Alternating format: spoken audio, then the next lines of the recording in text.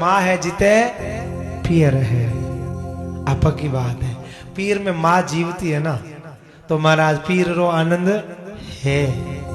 और माँ गई पीर गयो। पिताजी पीर में है जिते बेटी रो राज रहे। बेटी रा राजपाट कब तक है? जब तक पिताजी है।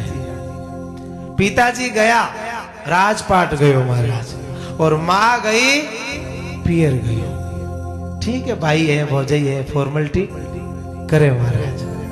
जनी कथा रे माध्यम से मैं निवेदन करूं कि कोई भी बहन बेटी होवे नहीं तो महाराज उन्हें जरूर देवने रो प्रयास करनो। अणजा भणजा बहन बेटी वाने आपा देवानी, तो भगवान आपा ने, जोर से बोलो, आपा ने देवे महाराज। एडो निवेदन है जितनी भी बाप बिया बैठी है नी, बहन आवे ने जना ननंद भाई आवे जनी हो 5.5 किलो रो मुंडो करन गेट मत खड़ो नहीं होवणो महाराज। क्योंकि आज थे जिन घर री धनियाणी बणियोड़ी बैठी हो, जिन घर में थे टकाटक राखो ना, ई घर ने कोई जमाने में आ भी राखती मारा, आ भी कहती मारा बाप रो घर है। हमें थे को मारे पति रो घर है, हीरे भी बाप रो घर है।